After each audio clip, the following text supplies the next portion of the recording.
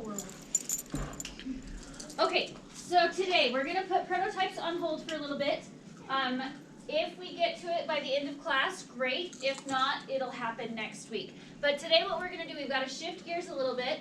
Our board meeting, the CEO is coming next week. So, in order to have something to present to the CEO, we need to write our sales pitch today. Okay? So we're going to be doing a lot of brainstorming, thinking through what our best alternatives are, and then coming up with your finalized sales pitch. Okay? We're going to watch some examples to start, and then we're going to talk about it. Like I mentioned, brainstorm, and then you guys will have time to write your own. Okay? When you are writing your sales pitch, it's going to be really important that you think about all your English conventions, your grammar, your punctuation, so that it flows and it sounds correct. They're not actually going to read it, so your spelling is more for you so you know what words you're working with, right? All right, so let's watch this first example. We're actually going to watch it twice. The first time I'm just going to let you watch it and enjoy it. It's only like 60 seconds. The second time we're going to analyze it, okay? So this first time, just enjoy and be mesmerized by these kids. Genius idea. Oh, I gotta switch my speakers. Shark Tank.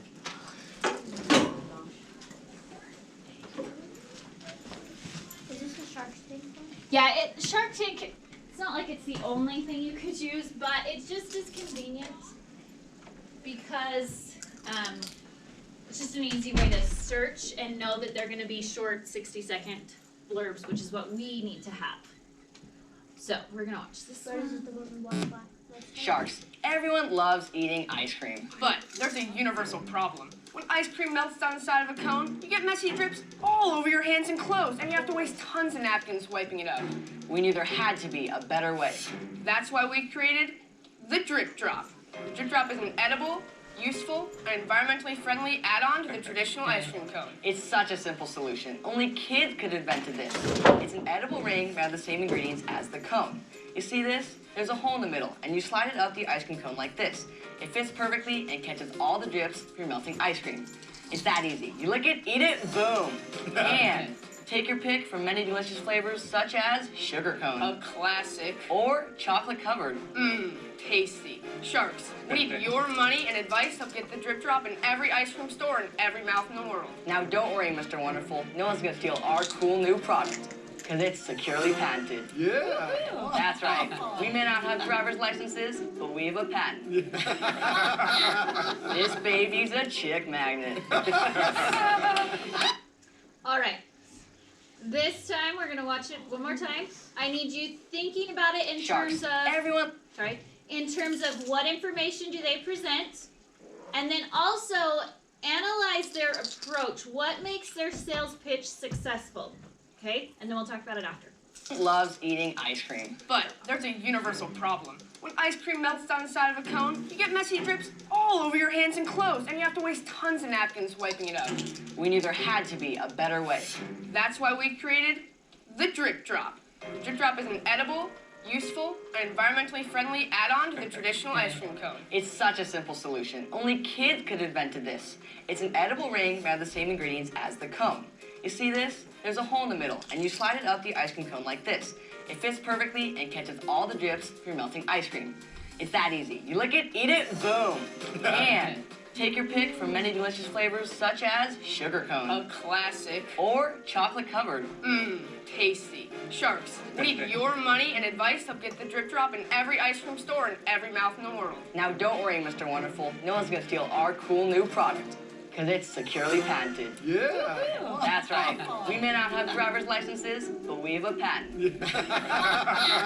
This baby's a chick magnet. All right. Thoughts. Let's talk components first. What information did they present in their sales pitch? Kaden.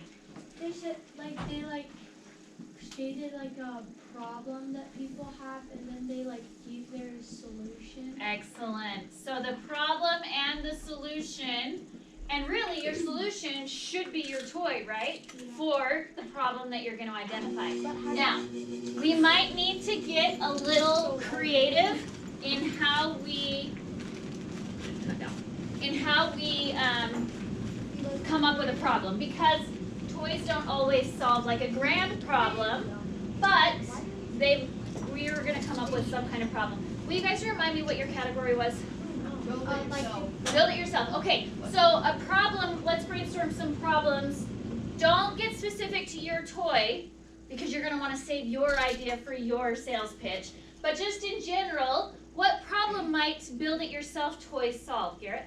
Well, not like build it yourself. You could like in general, like make it sort of like if the pieces are like bigger or like more harder to use or Okay. choke on. Good. So we might approach it from a safe for all ages. We have large pieces, no choking hazard, that kind of stuff. Excellent. Like that idea, McKinley? So you could say like, so many toys like break these days because they're unreliable. But with our build-it-yourself toys, you build it. If it breaks, you build it again. Build it again. Then it breaks. Excellent. Great suggestion, Nate. Boredom. It solves boredom. It solves boredom. And it also Okay. keeps you away from your parents, so that way you don't drive them crazy. Oh, and Okay, so create that's your funny own that you bring that up. Yesterday, one of my groups actually talked about, what do you get out of this? You get hours of your kid not pestering you. Here's the deal, guys. Parents are not going to ever own up to the idea that I want my kid to be occupied for hours so they don't pester me. But building on that idea, Nate, we could say it solves boredom in a much more productive way than video games or screen time of any type, right? So I like where you started with that, but we want to always do our sales pitch in a positive direction, right? And so if you present it as your kid will be occupied and you get free time, the parents that are highly engaged with their kids, they're going to immediately be turned off to your toy, right? So keep that in mind. Always present your ideas in a very positive light. Alex, sorry. You could say that it keeps your kid entertained for hours. It keeps your kid entertained for hours, and if you just leave it at that. Instead of saying, it keeps your kid away from you for hours. Yes, so we it's can, more the like, same yeah, idea, Nate, do you see how you take that same idea and you just put a positive spin on it? Okay? Garrett. Phoenix, sorry. Guys, I was gonna say, you don't just like, maybe the problem is, with normal like, maybe remote control things, you pull it out of the box and you just start driving it around.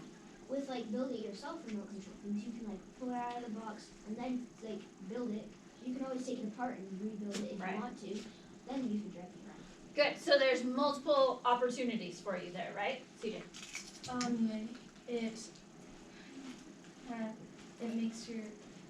It helps your kid like enjoy building more. Good. Which can then in turn like spark a passion for, I like to build things, I like to design things, right? So it can lead to other things. All right, last one, Garrett. Like it fuels creativity. Fuels creativity, I like that. And even just that catchphrase, if you threw that into your sales pitch, that's a good one. All right, so we're gonna present a problem. Our toy's gonna be the solution to that problem, right? And always, again, spin it in a positive light. What else did they present, what information-wise in their sales pitch? Nate? The patent. The patent. Okay, do we have patents? Yes. We don't, but